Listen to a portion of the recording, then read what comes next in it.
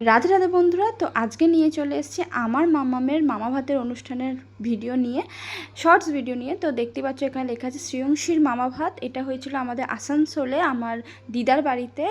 ভাই সব কিছু অ্যারেঞ্জমেন্ট করেছে, ভাই আর দিদা মিলে। দেখো কত সুন্দর ডেকোরেশন হয়েছে গেটটা, আর এখানে বসে সব ছবি টবি তোলা হয়েছে আর খাওয়ানো হয়েছিল এখানে। আর এটা হচ্ছে এই যে দেখো এখানে দেখতে পাচ্ছ রান্নাবান্না সব চলছে লোকজনের, ভীষণ মজা হচ্ছে। আর এই দেখো আমার মামামকে দেখো, খুব আনন্দ পেয়েছিল, বেলুনগুলো দিয়ে কি করবে বুঝতে পারছিল না। আর এটা হচ্ছে আমরা যেদিনকে ফার্স্ট বাড়িতে ঢুকেছিলাম, মানে দিদার বাড়িতে, সেদিনকে বরণ করেছিল। আর দেখো আমার মেয়ের পোজ দেখো।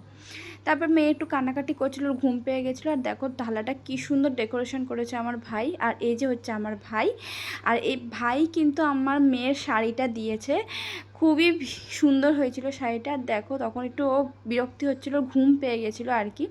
তো যাই হোক, তাও খুব একটা দুষ্টুমি করেনি। তো ভীষণই মজা হয়েছে, ভীষণ মজা হয়েছে।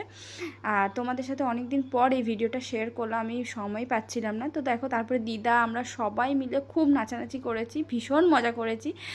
আর সত্যি কথা বলতে দিদা যে এত সুন্দর করে অ্যারেঞ্জমেন্ট করেছে, এটার জন্য অসংখ্য ধন্যবাদ দিদাকে আর ভাইকে। আর এই দেখো এখানে সন্ধ্যেবেলায় কেক কাটিংয়ের একটা সেরেমনি হয়েছিল। তো আবারও আমরা নাচানাচি করেছি, আর আমার মেয়েকে দেখো কত আনন্দ করছে।